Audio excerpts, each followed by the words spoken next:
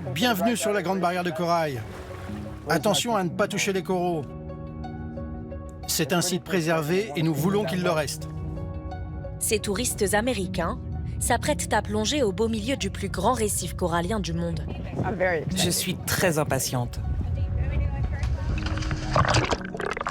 La Grande Barrière de Corail est composée de 600 variétés de coraux, 1600 espèces de poissons, l'un des écosystèmes les plus riches au monde. C'est aussi beau que dans les films. C'est fantastique, fantastique. C'est une expérience à vivre une fois dans sa vie. Mais combien de temps encore les touristes pourront-ils profiter de ce spectacle? Car avec le réchauffement climatique, les épisodes de blanchiment se multiplient. La Grande Barrière de Corail se transforme par endroits en cimetière. Partout, même sur des récifs a priori préservés, les coraux montrent des signes de faiblesse. On peut voir un début de blanchiment sur les extrémités du corail. C'est sûrement dû à la température de l'eau. Ces professionnels du tourisme effectuent chaque semaine des relevés sur leur site de plongée.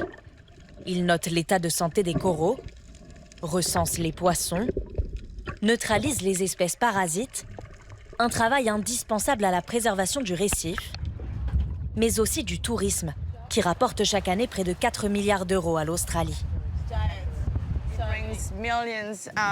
La Grande Barrière de Corail attire des millions de touristes chaque année en Australie.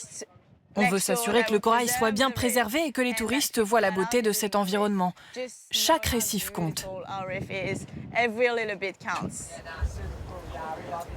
Alors, tout le long des 2500 km de la Grande Barrière, les autorités soutiennent des programmes de restauration comme celui-ci, menés par des biologistes marins.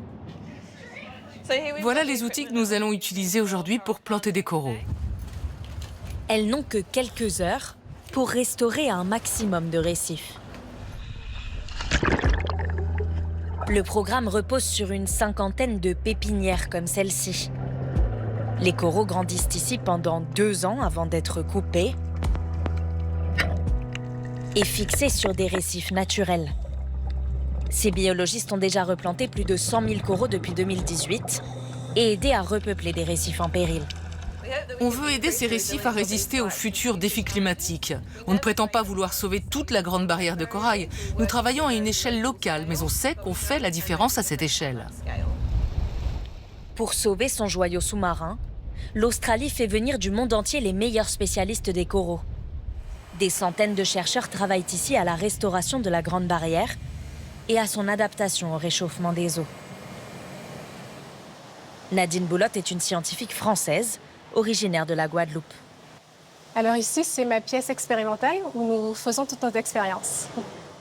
Elle travaille sur des microalgues résistantes à la chaleur, qui vivent en symbiose avec les coraux et leur donnent l'énergie nécessaire pour survivre.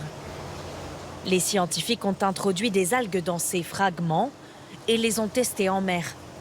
Après 10 ans de recherche, les résultats sont prometteurs. Nous n'avons pas observé de blanchiment dans nos coraux expérimentaux. Par contre, nous avons vu le blanchiment dans les coraux aux alentours. Ça prouve que les algues cultivées à température élevée vraiment rendent le corail beaucoup plus résistant au blanchiment. Un espoir face à un danger annoncé. Si rien ne change, l'ensemble des récifs coralliens de la planète pourrait disparaître d'ici la fin du siècle.